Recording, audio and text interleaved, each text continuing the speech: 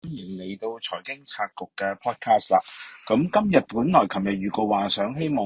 公講咧，今日係外資駐港香港嘅公司數目啦。咁但係統計處同投資推廣署咧又未公布呢個數字喎，可能仲要等多個禮拜。咁到時再同大家分析啦。咁先講兩句咧。啱啱政府喺星期五傍晚咧就出咗基建零售債券個最終認購反應，講緊咧係有127000人認購啦。咁而總發行嘅金額，總認購金額就係177億，咁亦都係令到總發行金額都係177億啦。咁值得留意係今次政府講明咧，新購100手以下嘅所有投資者咧，都會獲得全數足額認購喎。咁你講緊100手咧，其實講緊100萬認購金額喎。咁都係一個相當誇張嘅數字。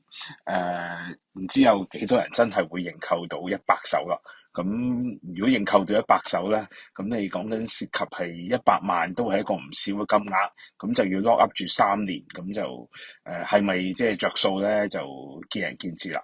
好啦，咁今日想講嘅題目咧，喺個封面度都睇到啦。哇，係呢過一個禮拜咧，其實無論喺飲食界，以至喺投資市場，都好多人講嘅話題，係講緊一品雞煲係去美國納斯達克嘅 Capital Market 上市。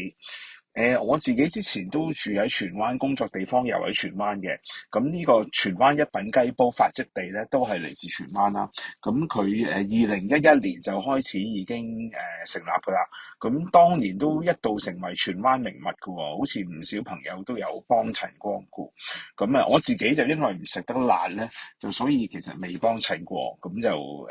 少咗第一身即係嘗試呢個荃灣一品雞煲嘅機會啦。咁但係即係睇唔少食評都係香港人都中意佢嘅熱辣辣雞煲啦。咁特別而家開始冬天啦，呢幾日香港都轉涼啦。咁所以都可能係一個吸引嘅時間咧，即係大家去喺週末嘅時候啊，幫襯下呢啲雞煲啊、火鍋啊，都係好合理。咁但係以荃灣一品雞煲去到納斯達克上市咧，咁唔少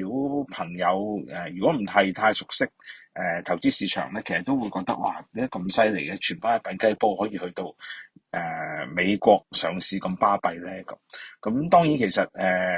如果了解詳情嘅朋友都知啦，其實今次呢個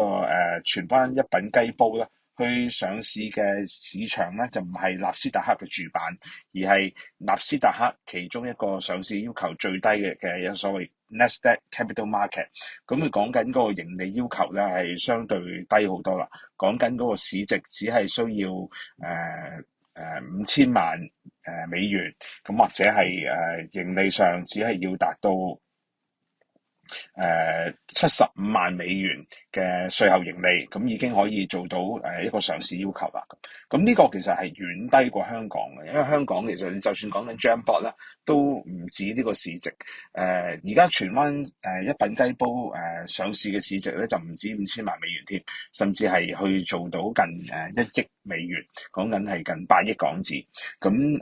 完全係達到納斯達克 Capital Market 嗰個上市要求噶啦。咁但係值得留意係今次呢個荃灣一品雞煲咧，其實佢揀選咗喺納斯達克嘅 Capital Market 上市咧，其實係我自己覺得都係可能係把握住最後機會，因為大家見到佢譬如2023年嘅盈利有340萬美元，咁但係去到2024年嘅半年結咧，其實佢個盈利咧已經只係剩翻44萬美元，按年係跌咗73%。其實你見到嗰個盈利倒退咧，都係相當顯著，收入就跌咗1成8。咁你講緊荃灣一品雞煲總部就喺荃灣啦，咁而家喺根據佢網頁介紹咧，就全港9有7間分店。咁你見到其實佢嗰個盈利大跌咧，其實都反映到唔係單單一品雞煲啦，係講緊成個香港嘅飲食業。我曾經都早2個禮拜做過一條片，講呢個大家樂嘅焗梅菜扣肉飯咧，都同大家分享過。就算係最近1年香港一啲所謂平民消費、平民美食，譬如大家樂、大快活、以至係淡仔，佢哋個盈利都顯著倒退。淡仔就因為海外業務虧損啦，但係盈利都係大跌。咁其他譬如好似係經營牛角嘅聚福樓，亦都係出現虧損咁。咁你見到咧，其實一品雞煲咧，其實曾經喺2019同2020咧，曾經爭取喺香港嘅股票市場掛牌嘅，咁但係最終因為達唔到嗰個上市嘅要求咧，亦都係冇辦法喺香港上市，咁所以最後決定咧就轉戰到納斯達克市場掛牌。咁佢嗰個招股文件顯示咧，佢嗰個股票代號係 HPOT，即係我相信係代表 Hot Pot 啦。咁有朋友問啦，一品雞煲喺美國，佢嘅經營業務又唔喺美國，主要市場只喺香港。其實海外投資者對呢個一品雞煲嘅認購嘅需求有幾大咧？咁其實大家可以留意翻，而家其實美股因為過去嗰幾年咧，其實表現好理想，咁所以其實好多企業，包括中資企業，亦都係爭相咧去到美國嘅市場掛牌，而因為納斯達克 Capital Market 嗰個上市要求係最低咯，咁所以其實唔少以往我哋講嘅殼股咧，其實由香港已經轉戰到去美國，好容易以頭先講嗰個條件，好容易啤咗一隻殼出嚟，咁跟住咧就可以一啲賣殼啊、轉售殼嘅活動咧，就可以喺美國納斯達克嗰邊進行。咁其實呢個相關嘅即係所謂炒作或者係雞搭雞棚呢啲即係俗語啦。咁其實亦都已經引起咗美國SEC 美國證監會嘅關注，因為其實早前咧有一間公司咧叫做 AMTD 上盛理財，佢旗下有一間叫上盛數科啦，亦都喺美國上市。佢曾經因為一啲短炒嘅活動，亦都有一啲吹噓啦，係令到佢嗰個股票嘅價值係短期間內係急升咗320倍，甚至令佢嘅市值咧係超越咗匯豐同好多美國嘅大銀行。咁呢個其實好明顯係一啲即係炒賣短期嘅一啲可能係涉及一啲違規操作咯。咁所以咧，美國嘅證監會咧，其實已經係出到聲係留意住呢啲咁嘅轉售賣殼嘅活動。咁所以其實一品雞煲去美國上市咧，其實未必唔排除其實佢想吸引認購嘅目標投資者咧，並唔係當地美國嘅市場，而係海外，譬如包括係香港，以至係一啲中資機構。咁如果佢哋可以即係做到，你唔好講320倍啊，升到3倍、30倍，哇！咁嗰個反應其實都已經相當唔錯。我自己統計咗咧，如果一品雞煲最終嗰個市值咧係可以去到真係佢講嘅1億幾美元咧，佢嗰個市值排名喺香港本地嘅餐飲零售股入邊咧，其實個排名咧已經係去到第4位。講緊第一位係大家樂，佢係明顯超越其他嘅，講緊係46億嘅市值。排名之後嘅其實譚仔同埋大快活大概都係10億同8.4億。咁第4位已經去到一品雞煲啦。咁其他譬如係太興頭先講嘅聚福樓，以至係即係內地人好中意嘅翠華，其實個市值咧大概都係講緊6億、3億幾。其實你見到過去一年呢啲咁嘅餐飲零售業嘅股份咧，其實嗰個市值係的確係因為股價大跌，因為盈利倒退咧，其實嗰個市值係跌咗好多。咁所以今次一品雞煲去到美國嗰邊上市咧，其實都唔排除係睇中咗都係當地市場相對比較活躍，而調翻轉香港嘅零售市場因為表現唔好，所以零售股嘅估值咧，亦都唔俾到一個相對高嘅日價，咁所以係亦都係一個即係合理嘅安排。咁但係當然大家留意啦，今次其實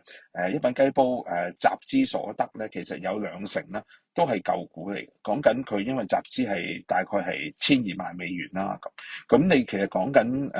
20%嘅舊股咧，其實就係俾翻現有嘅股東。咁另外亦都喺上市前咧，亦都係派咗特別股息俾而家嘅2個主要股東啦。你講緊佢哋咁樣套現啦，其實已經講緊係近5000萬港紙㗎啦。咁所以今次佢嗰個上市集資活動咧，我自己真係唔排除，其實喺2025年咧，大家都相信嗰個香港經濟咧，當然唔會好似即係政府官方講得咁樂觀。相信一品雞煲都係希望喺經濟轉差，都仲有叫做有盈利，雖然只係講緊40幾萬美元嘅時候咧，盡快爭取到上市嘅地位，以至係現有股東咧係可以套現。呢度順帶一提，其實而家2025年咧係有一個好令人憂慮嘅狀況咧，其實係呢幾日路透社都有講，就係中國好可能咧會將人民幣大幅貶值。呢個可能係應對咧係特朗普即將上任1月20號上台需要做嘅一個應對嘅措施，包括中國雖然已經話係減少咗對美國嘅出口依賴，咁但係始終有最大市場仍然係美國。咁而家靠住希望將人民幣貶值，由而家大概已經跌到係7.26、7.27對1美元。如果佢進一步貶值，有啲市場嘅經濟師估計可能會跌到7.5對1美元，或者7.6對1美元。其實大家數一數，如果咁樣，其實人民幣對港元咧，好大機會已經係所謂平算，係1對1嗰個水平。如果而家香港人過去2年已經係咁熱衷北上消費，如果人民幣一旦再貶值，港紙同人民幣真係變成1對1，其實嗰個影響對本地零售界、飲食業可能係毀滅性。咁所以呢方面嗰個情況咧，我相信係2025年咧係好值得需要大家關注，或者有機會咧之後再深入同大家講，假如人民幣真係同港元對等嘅話，咁到底會發生咩事咧？咁anyway 就呢個禮拜嘅節目講到呢度啦。咁祝大家有個愉快嘅週末啦。咁有機會就真係不妨去食下雞煲，打下邊爐，咁過翻個愉快嘅weekend啦。咁我哋下次再會啦，拜拜。